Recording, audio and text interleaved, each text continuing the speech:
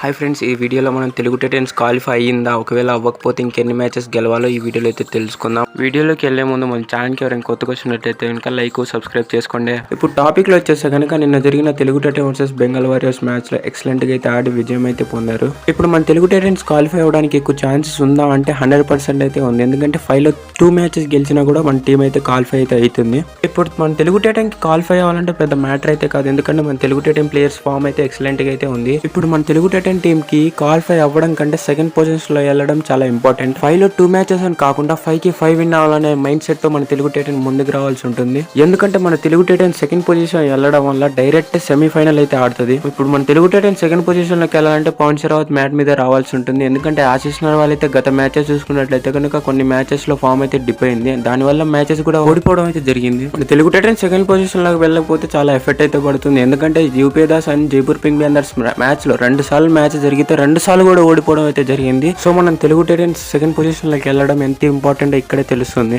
ఇప్పటి నుంచి మన తెలుగు టైటన్స్ అయితే ఎన్వైపీ ప్లేయర్స్ అయితే ఛాన్స్ ఇవ్వాల్సి ఉంటుంది. ఎందుకంటే నిన్న మ్యాచ్ లో చూసినాం, ఆల్అౌట్ ప్రమాదం నుంచి అయితే ప్రఫుల్ జవాహర్ అయితే కాపాడడం అయితే జరిగింది మన టీమ్ కి. నేను చాలా వీడియోస్ లో అయితే చెప్పిన ప్రఫుల్ జవాహర్ ని ఆడిపిస్తే కనుక ఎక్సలెంట్ పర్ఫార్మెన్స్ అయితే లభిస్తుందని. ప్రఫుల్ జవాహర్ ఒక్కడనే కాదు, చాలా మంది ఎన్వైపీ రైడర్స్ అయితే ఉన్నారు. వాళ్ళ టాలెంట్ మనం బయటికి తీస్తే కనుక మన తెలుగు టైటన్ మరింత స్ట్రాంగ్ అవ్వడానికి ఎక్కువ ఛాన్సెస్ అయితే ఉంటది. ఇక్కడ మన తెలుగు టైటన్ కి వీక్ జోన్ ఏంటిదంటే రైట్ కార్నర్ అనమాట. రైట్ కార్నర్ పొజిషన్ లో మనం క్రిషందుల్ని పెట్టినా కూడా మిస్టేకిల్ జరుగుతుంది. అలానే శంకర్ గడాని పెట్టినా కూడా ఎక్కువ అవుట్ ఆఫ్ బౌండ్స్ వెళ్ళడం అయితే ఎక్కువగా జరుగుతుంది. బెంగాల్ వారియర్స్ మ్యాచ్ లో అయితే ఇద్దరు రైట్ కార్నర్ ప్లేయర్స్ అయితే ఆడిపోయడం అయితే జరిగింది. ఇదైతే చాలా టీమ్ కి మైనస్ అవ్వడానికి ఎక్కువ అయితే ఛాన్స్ అయితే ఉంటుంది.